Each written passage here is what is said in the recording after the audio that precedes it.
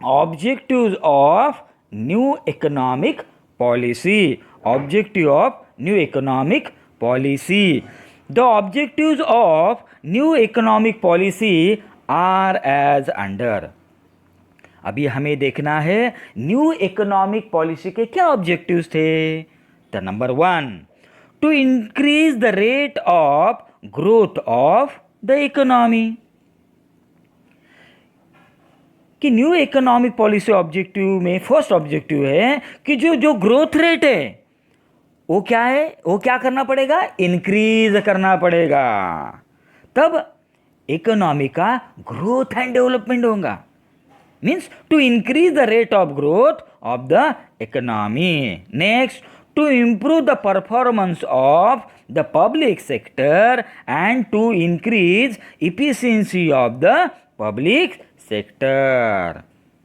Means क्या objective है next, कि जो पब्लिक सेक्टर का जो परफॉर्मेंस है वो इंप्रूव करना पड़ेगा, और पब्लिक सेक्टर का परफॉर्मेंस इंप्रूव करके उनकी जो इफिशिएंसी है पब्लिक सेक्टर की वो इंक्रीज करना पड़ेगी, बढ़ाना पड़ेगी. तो आपको पता है public sector means government sector. Government sector की यदि हम पोजीशन देखेंगे तो आप कहीं भी ऑफिस में नहीं जाओ, गवर्नमेंट के ऑफिस में कहीं भी हम चले गए तो हमारा काम जल्दी होता है क्या. यदि हमें इनकम सर्टिफिकेट निकालना है या कास्ट सर्टिफिकेट निकालना है या अदर कोई भी रेसिडेंशियल सर्टिफिकेट निकालना है या कोई भी सर्टिफिकेट हमें निकालना है तो हमें बहुत टाइम लगता है. इसलिए गवर्नमेंट के बारे में हम क्या बोलते हैं, सरकारी काम आणि 6 महीने थांब. तो गवर्नमेंट मीन्स पब्लिक सेक्टर का जो इफिशिएंसी है वो इंक्रीज करना पड़ेगा, और जब इफिशिएंसी इंक्रीज होंगी तो ऑटोमेटिकली उनका परफॉर्मेंस भी इंप्रूव होगा. Next objective, to reduce poverty and to increase the standard of living of mass through better use of resources and more employment opportunities. कि हमारे जो इंडिया है, इंडिया के अंदर की जो पावर्टी है वो बहुत बढ़ रही है. आज के डेट थोड़ा हम देखेंगे तो पावर्टी का जो रेट है वो कम हुआ है, लेकिन 1991 में जो पावर्टी रेट था वो सबसे ज़्यादा था. बहुत इंडिया में पावर्टी बहुत थी. तो ये आज के डेट में भी पावर्टी है, तो ये पावर्टी क्या करना पड़ेगा, हमें रिड्यूस करना पड़ेगा. जब 1971 में इंदिरा गांधी जब हमारी प्राइम मिनिस्टर थी तो इंदिरा गांधी ने क्या कहा था उस टाइम, गरीबी हटाओ, ये नारा लगाया. इंदिरा गांधी ने 1971 में एक नारा लगाया था, गरीबी हटाओ, means to reduce poverty and to increase the standard of living. यदि हमारी पॉवर्टी रिड्यूस हो गई तो ऑटोमेटिकली लोगों का इनकम बढ़ेगा. जब लोगों का मीन्स पहले लोगों को एम्प्लॉयमेंट देना पड़ेगा, लोगों को एम्प्लॉयमेंट दिया फिर उनका जो पॉवर्टी है वो कम हो जाएगा, उनके पास इनकम आ जाएगा. जब इनकम आ जाएगा तो ऑटोमेटिकली उनका स्टैंडर्ड ऑफ लिविंग वो क्या हो जाएगा, इंक्रीज हो जाएगा. जब वो स्टैंडर्ड ऑफ लिविंग इंक्रीज हो जाएगा तो ऑटोमेटिकली ग्रोथ एंड डेवलपमेंट होगा. लेकिन इससे पहले better use of resources and more employment opportunity. तो पहले गवर्नमेंट को क्या करना पड़ेगा, या गवर्नमेंट क्या कर रही है, ये एम्प्लॉयमेंट जनरेट कर रही है, एम्प्लॉयमेंट क्रिएट कर रही है. बहुत सारे जो रिसोर्सेज है वो रिसोर्सेज यूज करके नए नए टेक्नोलॉजी इंडिया में स्टार्ट करके बेटर क्वालिटी इंप्रूव करके गवर्नमेंट एम्प्लॉयमेंट क्रिएट करके और एम्प्लॉयमेंट अपॉर्चुनिटी स्टार्ट कर रही है. इसके वजह से लोगों का मीन्स लोगों को या पीपल को एम्प्लॉयमेंट मिला तो इनकम बढ़ेगा, इनकम बढ़ेगा तो पॉवर्टी कम हो जाएंगे, पॉवर्टी कम हो गई, इनकम बढ़ गया तो automatically standard of living increase हो जाएगा. Next point, to expand employment opportunities and to utilize cheap labor beneficially. कि जो जो लोगों का एम्प्लॉयमेंट अपॉर्चुनिटी में लोगों को रोजगार देना पड़ेगा, एम्प्लॉयमेंट क्रिएट करना पड़ेगा, जनरेट करना, अलग अलग तौर पे अपॉर्चुनिटी क्रिएट करना पड़ेगा. एम्प्लॉयमेंट अपॉर्चुनिटी एक्सपांड, बढ़ाओ, अलग अलग ब्रांचेस निकालना पड़ेगा. तो ऑटोमेटिकली ये तो अपॉर्चुनिटी एक्सपांड तो करना चाहिए, करना पड़ेगा. तो उसके साथ साथ utilise cheap labour beneficially, means labour भी कैसे चीप लेबर क्रिएट करेंगे। मीन्स कोई भी कंपनी में यदि लेबर ने बोला कि मुझे इतनी सैलरी चाहिए तो काम मिलेगा क्या, नहीं मिलेगा। तो थोड़ा चीप लेबर बेनिफिशियली होना चाहिए, मीन्स यूटिलाइजेशन होना चाहिए। तब इसकी वजह से to expand employment opportunity and to utilise cheap labour beneficially, means जो चीप लेबर है वो यूज करके अलग अलग प्रोडक्ट मैन्युफैक्चर करना। तो ये मैन्युफैक्चर करने के बाद ऑटोमेटिकली एम्प्लॉयमेंट क्रिएट होगा, जनरेट होगा। उसके बाद next, to reform and modernize the financial and agricultural sector so that they can serve the needs of the economy more effectively। कि जो न्यू इकोनॉमिक पॉलिसी की जो ऑब्जेक्टिव है उसमें क्या इंपॉर्टेंट है, रिफॉर्म।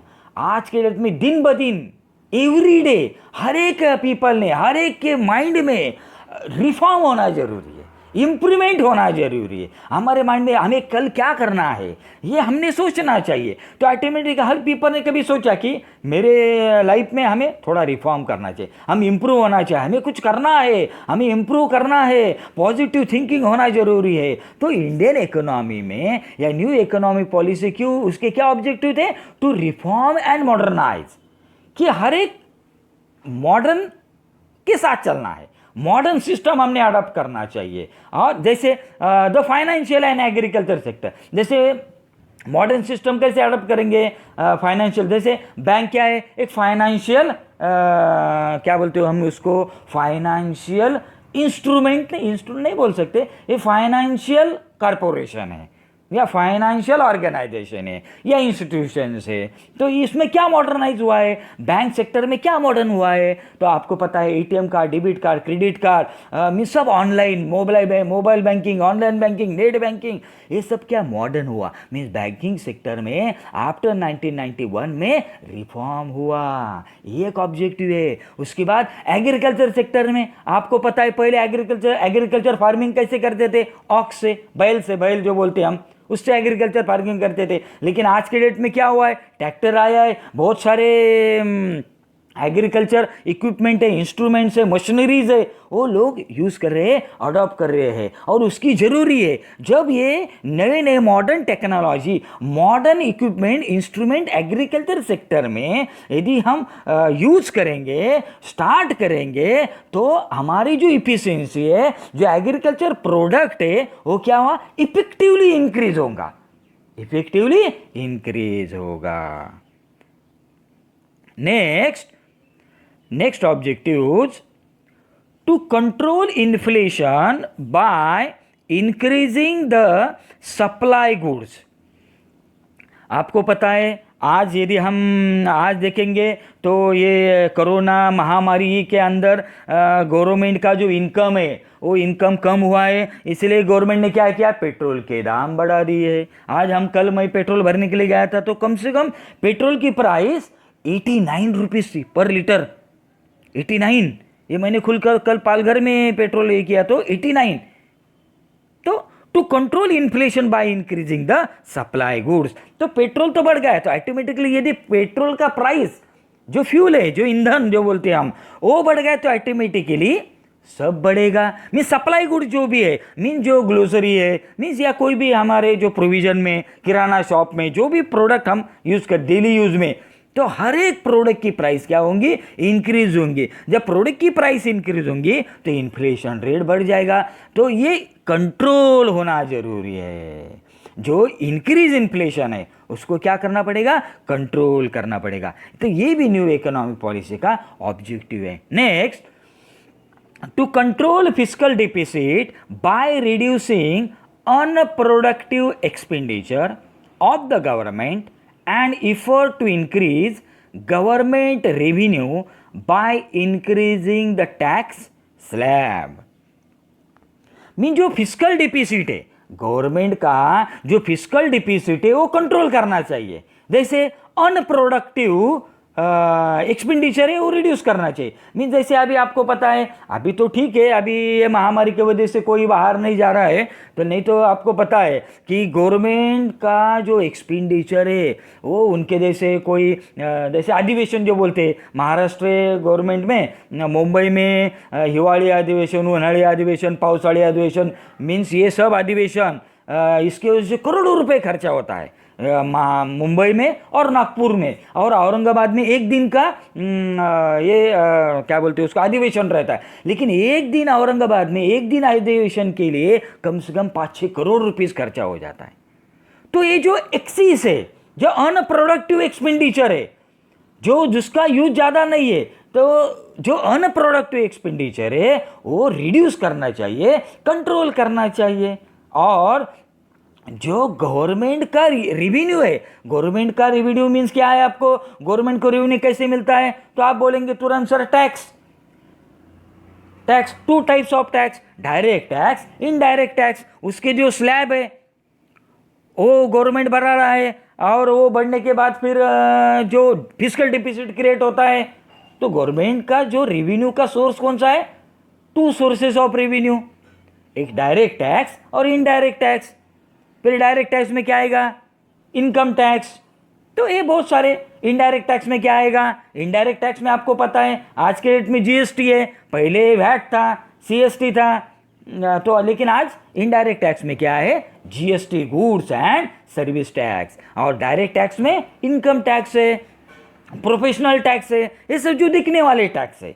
तो ये टैक्स स्लैब जो है वो गवर्नमेंट इंक्रीज कर रहा है, तो इसको एक कंट्रोल करना पड़ेगा। ये भी न्यू इकोनॉमिक पॉलिसी के ऑब्जेक्टिव्स है। Next, to improve balance of payment BOP position, कि हमारी जो बैलेंस ऑफ पेमेंट की जो पोजीशन है वो इम्प्रूव करना पड़ेगा। Next, to increase the domestic and foreign demand of Indian goods, कि इंडिया के अंदर की जो डोमेस्टिक एंड फॉरेन डिमांड है, domestic demand and foreign demand, ये हमने means import and export, import कम करना चाहिए और एक्सपोर्ट ज़्यादा करना चाहिए। और आप बोलेंगे sir to increase the domestic, हाँ हमारे डोमेस्टिक मीन्स हमारे घरेलू उद्योग में इंक्रीज होना चाहिए घरेलू उद्योग, लेकिन ये एक्सपोर्ट करने के लिए होना चाहिए। और फॉरेन डिमांड मीन्स एक्सपोर्ट करने के लिए होना चाहिए, नहीं तो हमने इंपोर्ट नहीं करना चाहिए।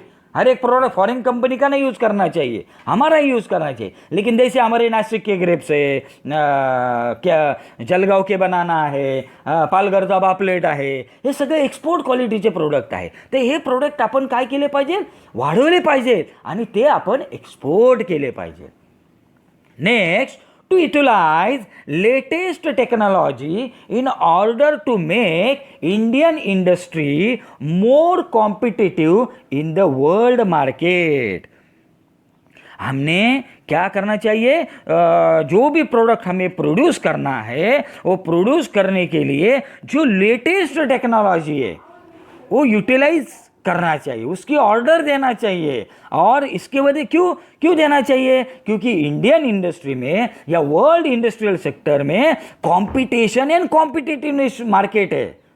तो आज के डेट में कंपटीशन, कहीं भी जाओ कंपटीशन है, तो हमारा प्रोडक्ट कैसा है, क्वालिटी वाला प्रोडक्ट चाहिए, अच्छा प्रोडक्ट चाहिए, 100% EOU, एक्सपोर्ट ओरिएंटेड यूनिट, ये क्वालिटी का प्रोडक्ट चाहिए। तब क्या होगा, तब हमारा प्रोडक्ट लोग क्या करेंगे, इंपोर्ट करेंगे। और हम ये प्रोडक्ट लेटेस्ट टेक्नोलॉजी यूज करके यदि हमने प्रोडक्ट बनाया तो क्या करेंगे, हम एक्सपोर्ट करेंगे। तो ऑटोमेटिकली हमारा इंडियन जो ग्रोथ रेट है वो बढ़ जाएगा और इकोनॉमिक ग्रोथ एंड डेवलपमेंट हो जाएगा।